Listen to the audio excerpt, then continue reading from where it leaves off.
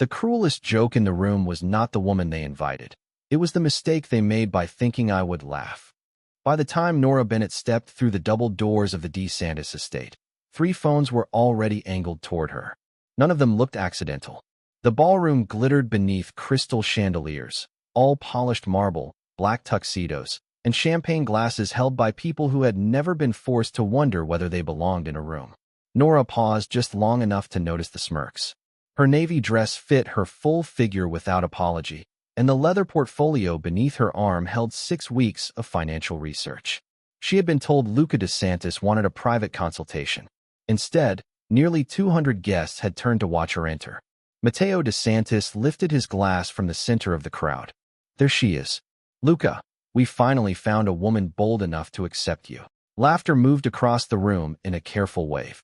Nora's fingers tightened around the portfolio, but her face remained still. Bianca Rizzo leaned toward the woman beside her, making no effort to lower her voice. Bold is one word for it. Her gaze traveled over Nora's body. That dress must have required its own construction permit. Several guests covered their smiles with crystal rims. Nora looked toward the raised platform at the far end of the ballroom. Luca DeSantis stood beside a carved fireplace, one hand resting near an untouched drink. At 36, he had the controlled presence of a man accustomed to rooms changing shape around him. His dark suit was simple, his expression unreadable, but the people nearest him had stopped laughing. Matteo opened both arms as though presenting a prize. Come on, cousin. We know how much you hate being pressured to marry. Think of this as our compromise. Nora shifted her attention to him. I was invited to discuss an insurance fraud investigation. Matteo's grin widened. And now you get dinner too. Everyone wins. Not everyone. Her voice carried farther than she expected. The nearest conversations faded. Nora walked to the center table and placed her portfolio on the white linen. Someone owes me a consulting fee, mileage from downtown, and 45 minutes I could have spent with clients who understand basic professionalism. A few smiles disappeared. Matteo's jaw tightened before he recovered. You have spirit. Luca likes difficult projects. Nora met his eyes. Then he should begin with his family. A sharp breath moved through the guests. Bianca lowered her glass. Luca finally left the platform. He did not hurry. Each measured step seemed to remove sound from the room. Guests moved aside before he reached them, creating a clear path across the marble floor. Nora watched him approach, unsure whether he intended to apologize, dismiss her, or finish the humiliation himself. He stopped beside her rather than in front of her. That small choice mattered more than she wanted it to. Matteo raised his glass again. All right, Luca. Dance with her. Give us the ending we paid for. Luca's eyes settled on his cousin. You paid for this. Matteo's smile faltered. It was harmless. You lied to her. Luca's voice remained quiet, forcing everyone to listen. It was a joke. Nora turned toward Luca. I do not need rescuing. His gaze shifted to her, steady and direct. I know, and I am not staying so you can prove a point. Then stay long enough to collect what they owe you. Bianca stepped forward, irritation sharpening her features. Luca, surely you are not taking this seriously. He looked at the phones, the amused faces, and finally the woman beside him who had refused to shrink for any of them. Then he spoke 7 words. She is the only woman I choose. Silence struck the ballroom so completely that the soft crackle of the fireplace carried across 60 feet of marble. Matteo lowered his glass. Bianca went pale. Nora stared at Luca, searching for mockery and finding none. Before she could answer, Luca opened the portfolio on the table. His attention moved across the highlighted transfers, then stopped on the name of a security company registered to a vacant office outside Chicago.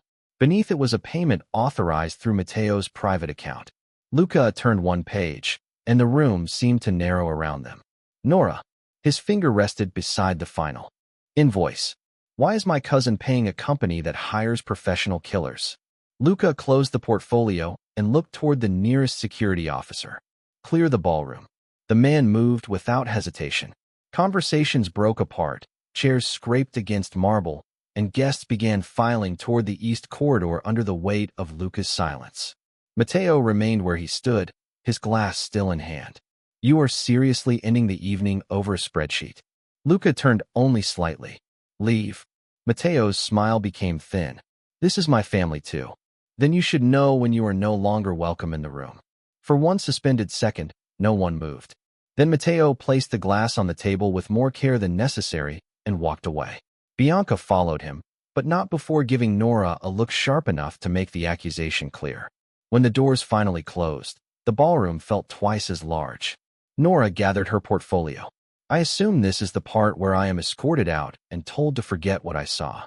Luca picked up the folder before she could. This is the part where you explain every line. That was not a request. No, his gaze held hers. It was not. Nora folded her arms. Then let me save us both time. I do not work for men who mistake authority for permission. Something unreadable passed through his expression. Good. I do not trust people who say yes too quickly. He motioned toward a side door. The library is private and guarded. Always. Then I will stand near the exit. A faint shift touched the corner of his mouth. Gone before it could become a smile. You notice exits. I notice rooms. The library was quieter than the ballroom, lined with dark wood, old books, and tall windows facing the frozen lawn. Nora chose the chair closest to the door. Luca remained standing. Start with the company. She opened the folder to the marked invoice. North Star Strategic Risk. Registered 6 months ago to a mailbox in Cicero. No payroll, no employees, no insurance history, no operating license. Yet it received $480,000 in 12 transfers. Nora slid a page toward him. Each one stayed below the internal review threshold. Lucas studied the dates. Who authorized them? The electronic approval traces back to Matteo's office. Traces can be manufactured. Of course. She tapped the lower corner of the page. That is why I checked the access pattern. Every approval occurred between 7:10 and 7:20 in the morning, always from the same device, always before his assistant arrived. Luca's eyes narrowed. How did you get internal access? Your foundation hired my firm to review a suspicious fire claim. Whoever sent me the records included more than they intended. And you opened everything. I opened what they gave me. Most consultants would have stopped at the assigned claim. Nora leaned back. Most consultants do not enjoy finding lies. Luca moved to the window. Snow had begun drifting across the lawn in thin white lines. What else? Nora turned to a second section. 3 security vendors bill you for the same warehouse. One company lists guards who do not exist. Another charges for overnight patrols at a building that burned down 2 years ago. Luca looked over his shoulder. The Calumet property. You know it. It was written off. Someone is still collecting maintenance fees. She placed another document beside the first, and routing part of that money through Prague. The room went still. To whom? A broker who connects private contractors with clients seeking discretion. Luca's jaw tightened. You chose that word carefully. So did the broker. He crossed back to the table. Why bring this to a party? Nora's expression cooled. I did not know it was a party. I was told you wanted a confidential briefing. By whom? A man calling himself Daniel Mercer. Luca's hand stopped over the page. There is no Daniel Mercer in my organization. Then someone wanted me here with the evidence. Or wanted the evidence here without you leaving with it. Nora held his gaze. Now you understand why I prefer the chair near the door. Luca looked toward the hallway, then pressed a discreet button beneath the desk. No one enters. A voice answered through the hidden speaker. Understood. Nora closed the folder halfway. Before we continue, I want the truth. Did you know what they planned tonight? No, did you know who I was? Not until you walked in. And those 7 words. Luca did not look away. They were meant to stop the room. Not to claim me. No one claims you. The answer came without hesitation. Nora studied him, searching for the performance she had expected and finding something more dangerous, restraint. Then we agree on one thing, which is, you do not get to protect me by controlling me. Luca lowered his eyes to the transfer schedule. And you do not get to walk out before telling me what date worries you most. Nora turned the final page and pointed to the last payment. This one. Why? Because it clears the morning of your family council. Luca's face hardened. Nora slid the document across the table. Whoever paid that company is not preparing a robbery. Her voice dropped. They are preparing a takeover. The takeover was no longer a theory by sunrise. By 8:30, Luca's phone had filled with messages from men who never contacted him before noon, each one asking whether the rumors were true. Nora stood near the library window with a cup of untouched coffee while snow settled over the estate lawn. What rumors? Luca placed his phone face down on the desk. That I announced my future wife in front of half the city. Nora lifted one eyebrow.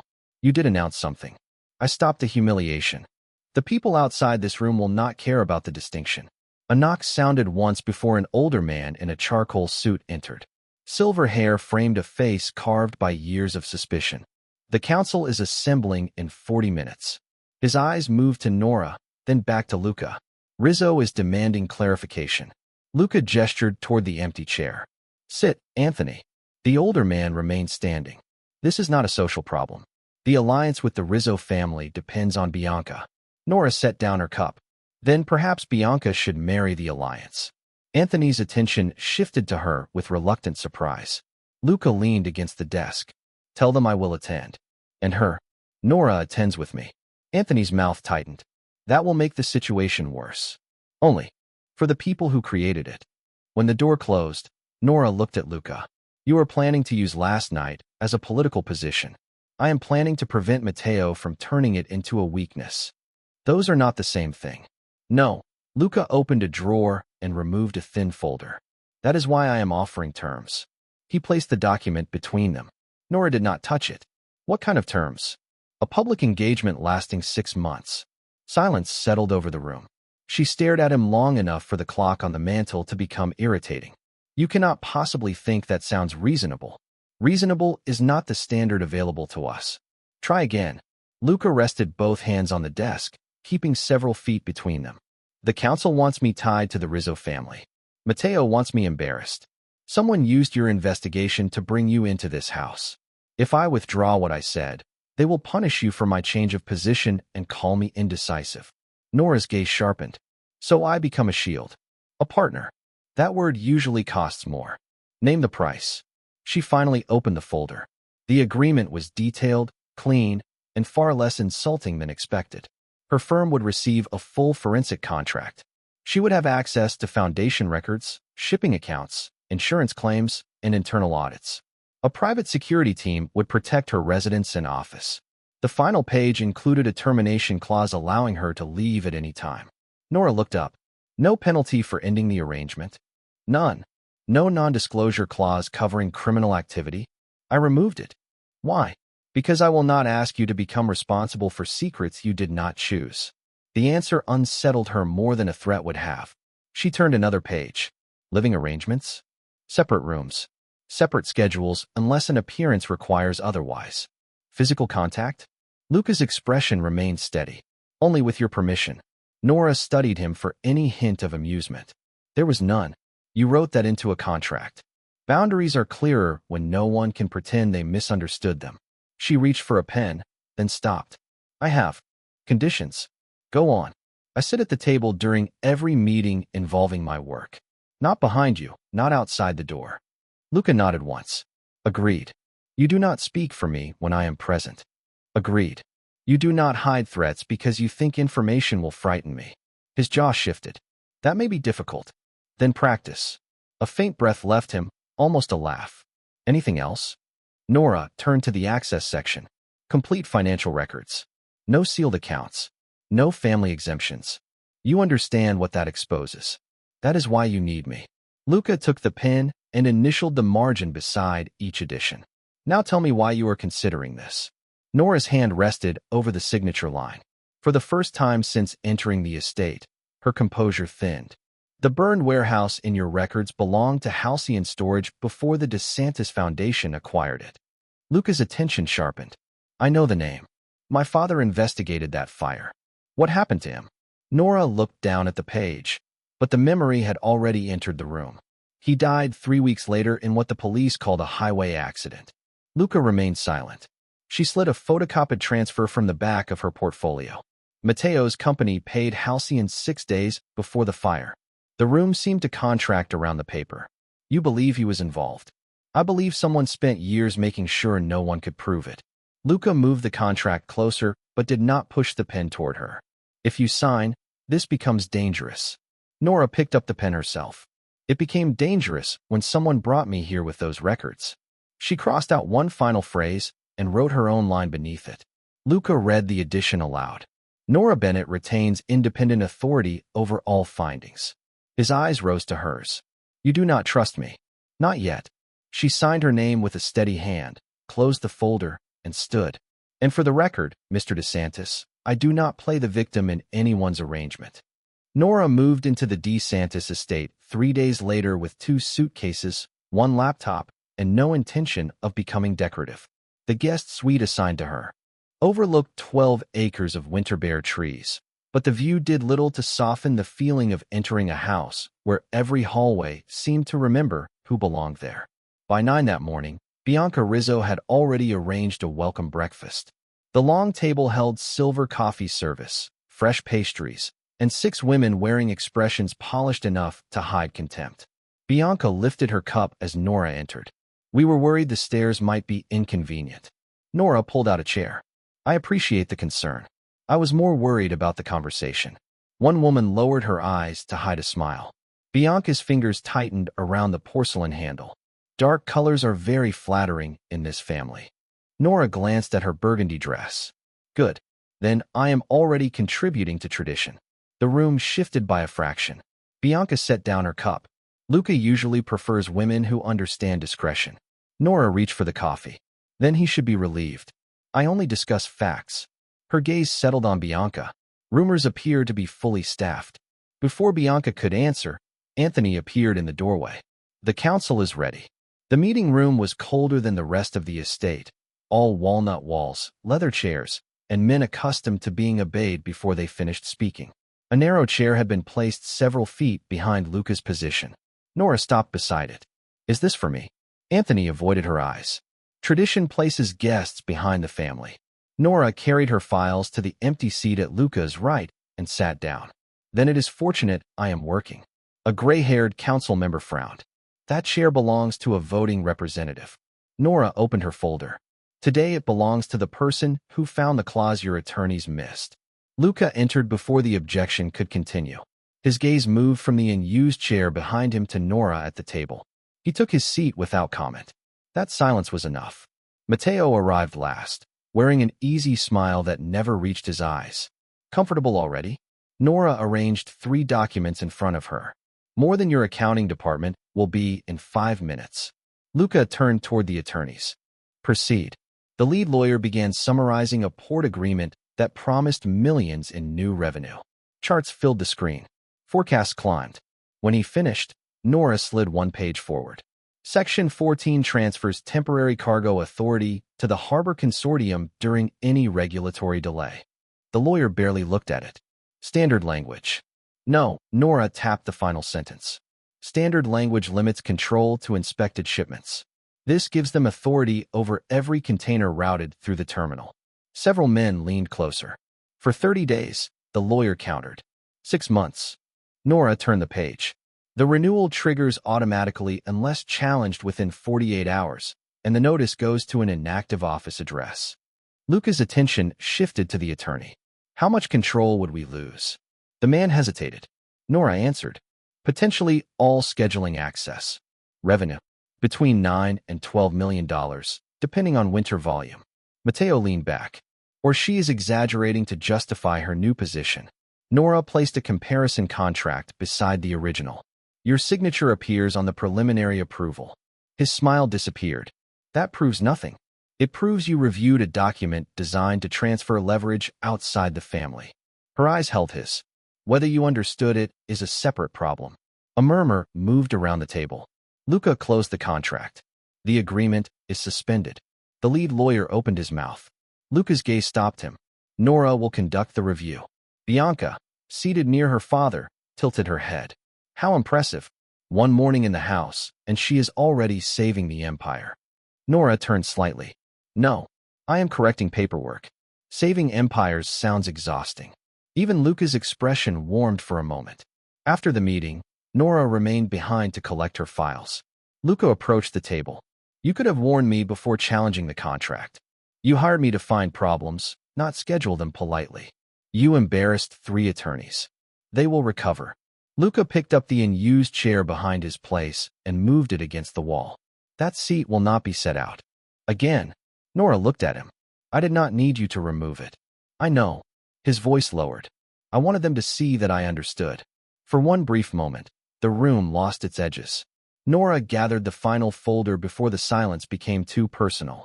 There is something else. She opened her laptop and displayed the estate security plan. These 4 cameras were adjusted during the nights you were away. Luca moved closer without crowding her. Who authorized it? No one in the official log. She opened a second file. I also reviewed the renovation records. This house has reinforced fire doors, independent corridor locks, emergency shutters, ceiling speakers, and a records room with separate ventilation. Why were you studying that? Because someone has been testing the blind spots. Nora pointed to 2 side entrances. And because I prefer knowing how a building behaves before it becomes a problem. Luca's eyes narrowed.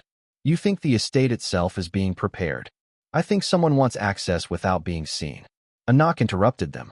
One of the house staff entered carrying a plain envelope. This was found on Miss Bennett's desk. Nora took it. There was no name, no seal, only a faint smell of smoke trapped in the paper. Inside lay a photograph of a burned warehouse, dated 8 years earlier. Her breath caught. Luca watched the color leave her face. You recognize it. Nora turned the photograph over. 5 words had been written across the back. Your father found the wrong fire. Nora read the message twice before the words stopped moving. Luca reached for the photograph, then paused when her fingers tightened around it. May I? She handed it over without looking at him. The image showed a blackened warehouse near the river, its roof collapsed and windows hollow. 8 years had passed, yet Nora still remembered the smell of wet ash on her father's coat when he came home from that investigation. He told me the fire was wrong, she murmured. Luca turned the photograph toward the light. What did he mean? Nora crossed to the window, but the winter lawn beyond the glass offered no escape. My father investigated industrial fires for Cook County. He taught me that flames leave patterns. Heat climbs, smoke travels, chemicals lie less convincingly than people. Luca set the photograph beside her laptop. In this building, the official report blamed faulty wiring. She traced the edge of the desk with one fingertip. My father found traces of an accelerant in 2 separate locations. That meant someone wanted the building destroyed. Did he name anyone? Not to me. Her mouth tightened. He kept saying he needed one more document. Luca watched her carefully. 3 weeks later, he died on Interstate 80. Nora nodded once. The police called it an accident caused by ice. You never believed that. I believed what I could prove, and I could prove nothing. She turned back toward him. That is why I work in fraud investigations. Numbers do not disappear just because someone closes a case. Luca picked up the photograph again. Whoever sent this wants you frightened. Or focused. There is a difference. Fear makes people run. Focus makes them dangerous.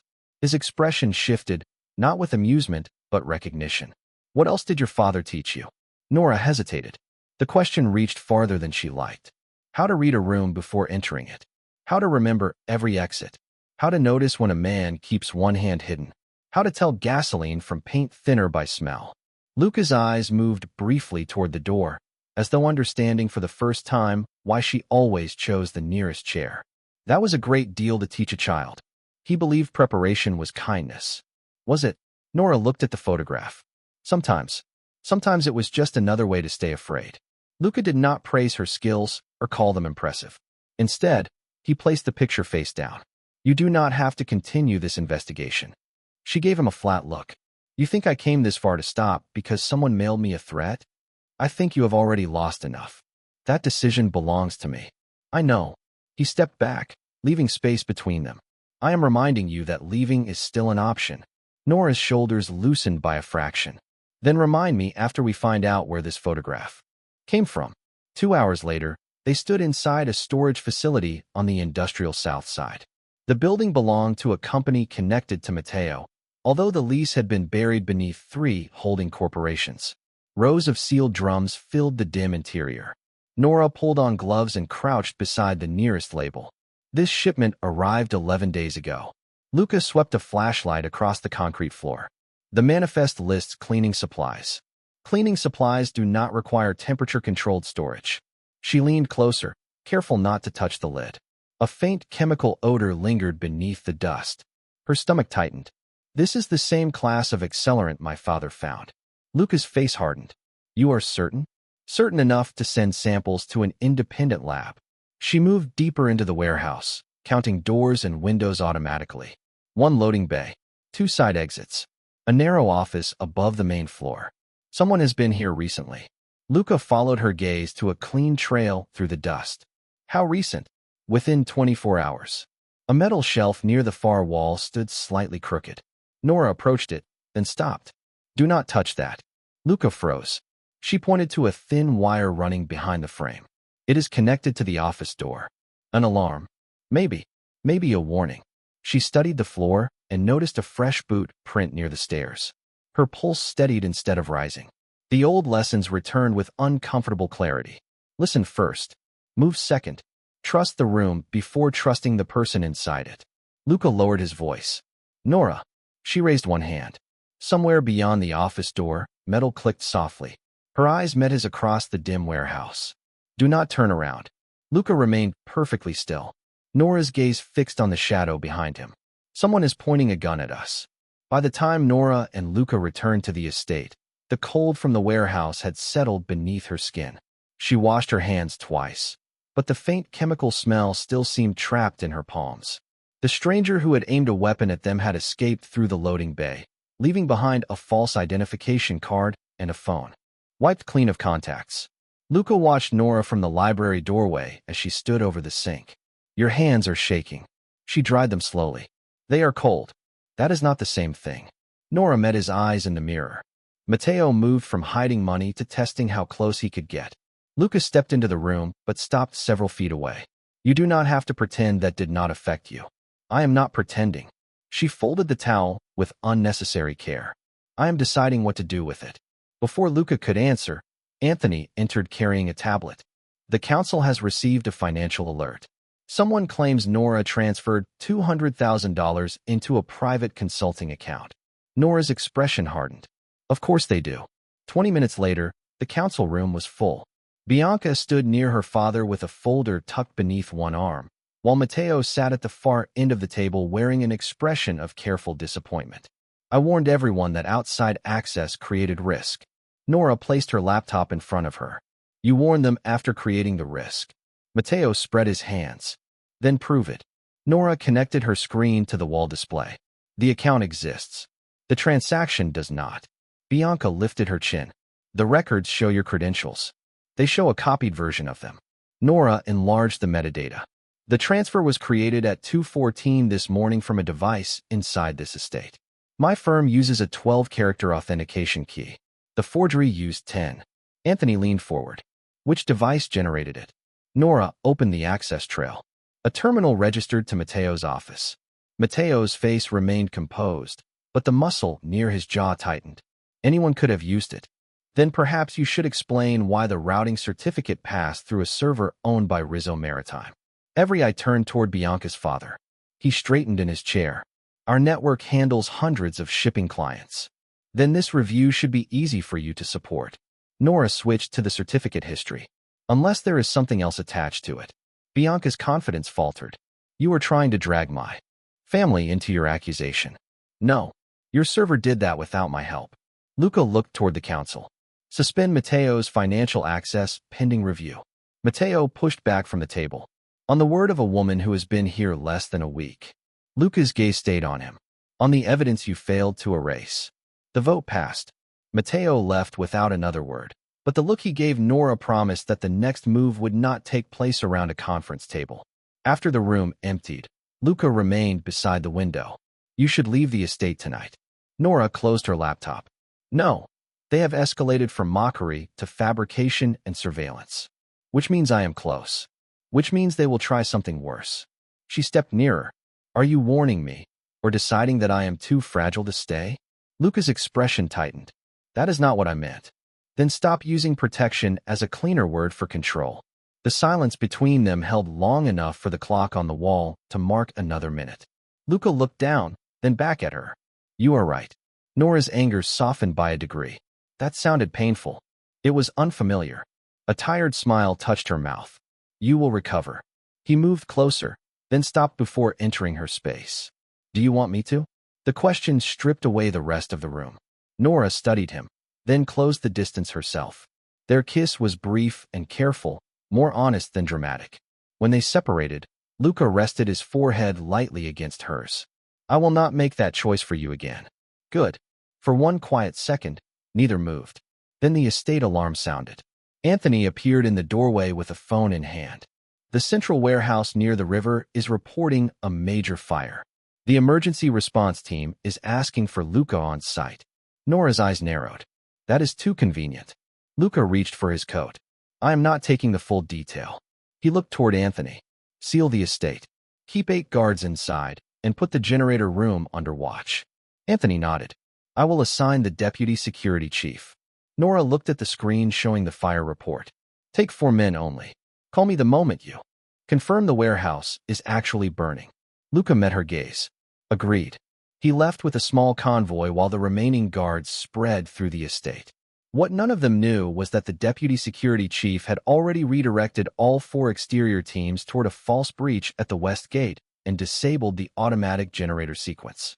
Nora watched Luca's taillights disappear through the snow. 30 seconds later, every light in the mansion went dark. The darkness lasted less than a second before the emergency lights washed the main hall in red. Nora did not call Luca. Not yet. Anyone capable of cutting power to the estate might also be listening to the phones. She turned toward Anthony. How many people are still inside? His face had gone pale beneath the crimson glow.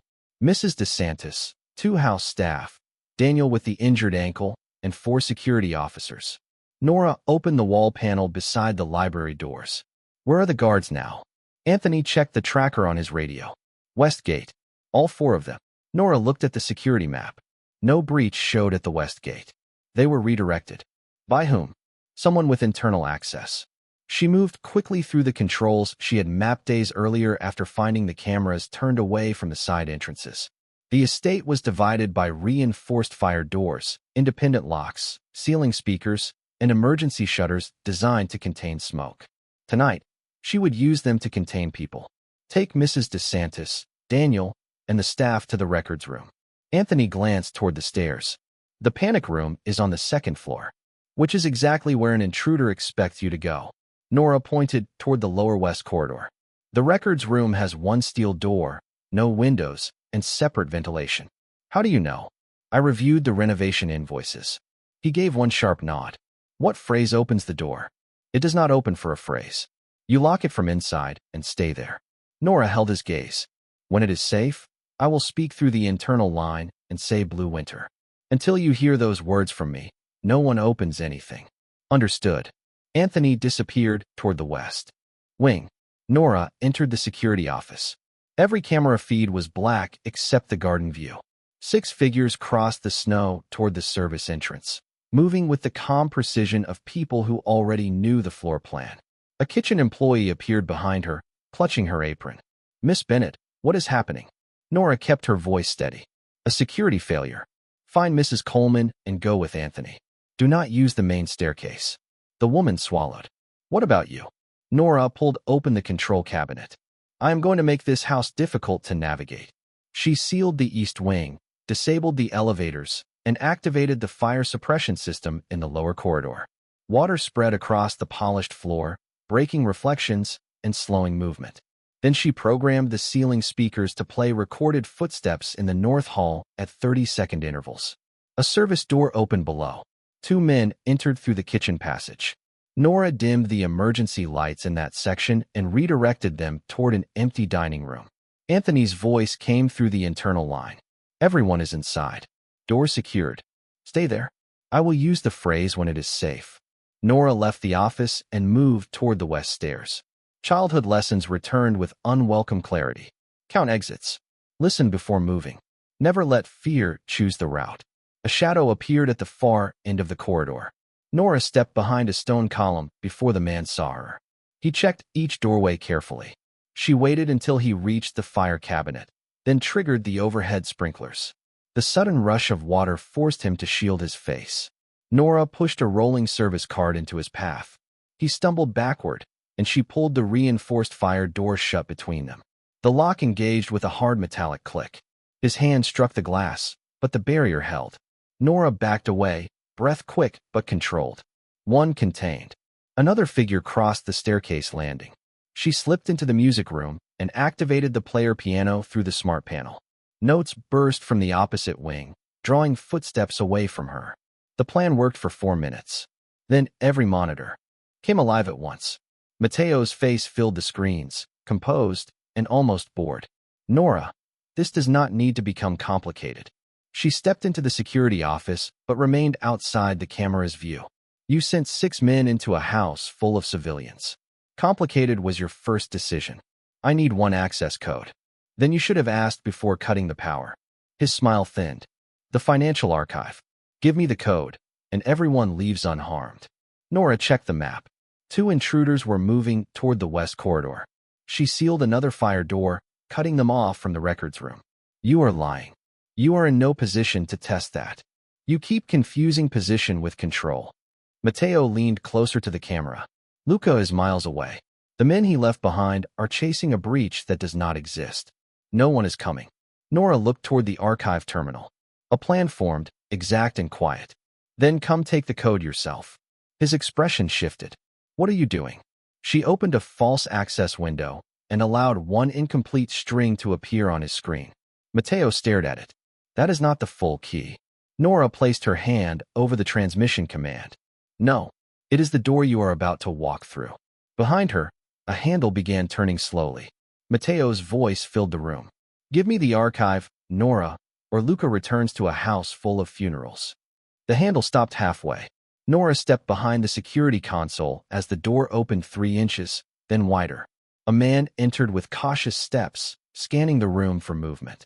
He found an empty chair, a glowing terminal, and the false access window waiting on the screen. Nora stayed still until he moved past the threshold. Then she pressed the lock control. The reinforced door sealed behind him. His head snapped toward the sound. You people keep entering rooms before checking who controls the exits. He turned toward her voice, but Nora cut the lights and activated the motorized equipment partition. The steel divider lowered between them, trapping him inside the service section of the office without harming him. His radio crackled. Another voice demanded an update. Nora reached through the console opening, took the device, and pressed the button. He is temporarily unavailable. Mateo's face remained on every monitor. The calm expression had disappeared. You think delays will save anyone? Nora returned to the terminal. No. Access will. She entered the partial string he had seen. The false portal opened, inviting his system to connect. The moment it did, Nora launched the audit trace she had prepared after discovering the fake accounts. Authorization logs began copying onto the secure server, followed by routing numbers, shell companies, contractor invoices, and the credentials tied to Mateo's network. His eyes shifted off-screen. Disconnect.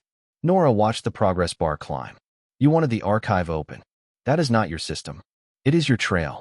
She sent copies to the DeSantis attorneys, the council's independent auditor, and 2 federal investigators already assigned to the reopened Halcyon Fire inquiry. Next, she locked every internal account under DeSantis control and triggered emergency fraud holds at the outside banks. Those holds would still require legal approval, but Mateo would not be able to move money before morning. The men inside the estate began slowing on the security map, their radios filled with conflicting instructions. Payment access had vanished, and the person directing them no longer sounded certain. Anthony's voice came through the internal line. We are secure. Nora pressed the speaker. Blue Winter. A light beside the records room changed from red to green, confirming the phrase had reached him. Stay inside until I come for you. Mrs. DeSantis wants to know whether you are safe. Nora checked the transfer. 79%. Tell her I am busy correcting the household accounts. A quiet laugh came through the line before it closed. The last 2 intruders approached the server room from opposite corridors. Nora sealed one behind a reinforced fire door and activated the sprinklers in the other passage. Water and alarms forced the second man to retreat toward the front hall, where returning estate security could contain him. Headlights swept across the windows. Luca's convoy entered the grounds, not with the full force he had taken, but with the additional guards he had ordered back after discovering the warehouse fire report had been fabricated. By the time he crossed the main hall, the estate was no longer under Mateo's control. Nora stood beside the terminal, damp from the sprinklers, one hand hovering over the final command key. Lucas stopped when he saw her. His gaze moved across the locked corridors, the active security map, and the status panel showing every civilian protected. Are you hurt? Nora shook her head. No, my mother. Safe. Anthony, still objecting to instructions, so also safe. Relief softened his face for one brief moment. Where is Mateo? A warning flashed on the lower screen. Someone had entered through the service garage using the deputy security chief's credentials. Nora looked toward the west passage. He believes I opened the real archive. Mateo appeared seconds later, coat dusted with snow, confidence replaced by urgency. He had come alone, convinced the false access signal meant Nora was surrendering the evidence. Lucas stepped between him and the terminal. You brought this into my home. Mateo looked past him at Nora. The takeover was already in motion. Your performance in that ballroom merely gave me a deadline. Nora touched the keyboard. 95%. Then you should have chosen a better deadline. Mateo's eyes locked on the transfer. Stop it. You no longer have the authority to request anything. He moved one step closer, but Luca blocked the path. Nora raised a hand. Let him watch. The progress bar reached 100%. The screen filled with the halcyon payments, the false warehouse claims, the contractor agreements, and the chain of instructions connected to her father's final investigation. Mateo's face went blank. Phones began ringing across the estate. Attorneys, council members, bank compliance officers. One system after another closed around him. You destroyed everything. Nora removed her access key and placed it in her pocket. No, I preserved everything. Morning light spread through the tall windows as the records room opened and Luca's mother, Anthony, and the staff stepped into the hall. Every person turned toward Nora. Luca crossed the space between them, then lowered himself to one knee with empty hands. He did not offer a ring or issue a command. His voice carried through the quiet house. Nora Bennett, after everything they decided for you, what do you choose now? Nora looked at Luca kneeling before her while the morning light spread across the marble floor. For most of her life, other people had decided what she should accept, how grateful she ought to be, and how little space she was allowed to claim. Now Luca had placed the answer in her hands. She stepped closer. Stand up. He rose immediately. Nora turned toward the people leaving the records room, then toward Mateo, whose certainty had vanished beneath the evidence still glowing on the screens. Anthony moved beside Luca's mother while the returning security team secured the west corridor and collected the abandoned radios. One of the family attorneys approached the terminal. The federal investigators confirmed receipt of the halcyon files. They are sending a team after the emergency preservation order is approved. Nora looked at the clock. How long? Less than an hour. Mateo let out a humorless breath. You really believe outside authorities will understand this family? Nora met his eyes. They do not need to understand your family. They only need to understand bank records. Luca's mother stepped beside her. You protected everyone in this house. Nora glanced toward the sealed hallways. They were here. That was enough. Mateo looked around for support and found none. She has known you for less than a week. Nora closed the final archive window. And in less than a week, I found what you spent years hiding. 47 minutes later, 2 federal investigators assigned to the reopened halcyon inquiry entered with the preservation order and the DeSantis legal team. Mateo's internal accounts were already locked, and the outside banks had begun honoring the emergency fraud holds. He could no longer move funds, erase records, or contact the contractors through the financial network he had built. The investigators escorted him from the estate. Without spectacle, by afternoon, forensic analysts found that one of the forged authentication certificates used against Nora had passed through a server owned by Rizzo Maritime. The discovery did not prove Bianca had designed the scheme, but it tied her father's company to Mateo's infrastructure. The council suspended the Rizzo alliance pending a full inquiry. Bianca arrived before sunset, furious and pale. You planned this. Nora stood across from her in the library. No, I followed the evidence. Bianca's gaze dropped to the files on the table. You think this makes you part of their world? It makes me responsible for my own work. Nora closed the folder. That is more than you ever wanted me to be. 3 days later, the council gathered in the same room where Nora had once found a chair placed behind Luca. That chair was gone.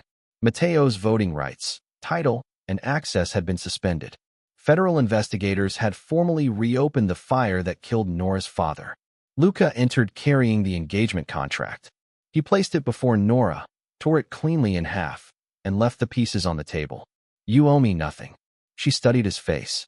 That is a dramatic way to end an agreement. It stopped being an agreement before the lights went out. He remained standing across from her. "But I will not use what happened to keep you here." Anthony shifted in his chair. Luca raised one hand. "This is Nora's decision." She placed a new document on the table. "Then I have terms." One council member adjusted his glasses. "Terms for what?" "For continuing my work with this family." Luca read the first line. "Director of Financial Integrity and Internal Review." With independent authority, Nora continued. "Full access to relevant accounts, voting status on risk matters, and no sealed family exemptions." Anthony leaned back. "That is significant control." "So was the damage caused by hiding information." Luca picked up a pen. "Approved." Nora did not reach for it. "There is more." His attention returned to her.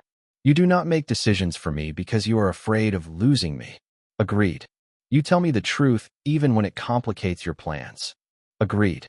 "And if we marry, it will not be because of a council, a contract, or a room full of people waiting for an answer." Lucas set down the pen. "Then why?" Nora let the silence settle before answering. "Because we choose it when no one is watching." The tension left his jaw. "Agreed." She signed the document. That evening, Nora opened the garment bag holding the navy dress she had worn on her first night at the estate. She put it on because she refused to let the memory belong to anyone else. When she entered the dining room, conversations paused, but no one laughed. Luca moved to the chair at his right and pulled it out for her. Nora stopped beside him. "There is something you should know." His eyes sharpened. "What?" "Before I entered the ballroom, I heard two servers discussing the bet." "You knew?" "Enough to understand I was being used." "Why did you walk in?" Nora looked around the room, remembering raised phones, polished smiles, and carefully hidden contempt. "I wanted to see who would join them." Luca's expression darkened. "And?" She took her seat. "You were the only one who did not laugh." His hand rested on the back of her chair without touching her. That was a very low standard. Nora looked up at him. "Good thing you improved." His smile remained. Months later, when the council gathered again, Nora sat beside Luca with her own files, her own vote, an authority no one had granted as charity. They had once brought her into that house as an insult meant to embarrass a powerful man. In the end, Nora Bennett became the woman who decided which powerful men still deserved a seat at the table.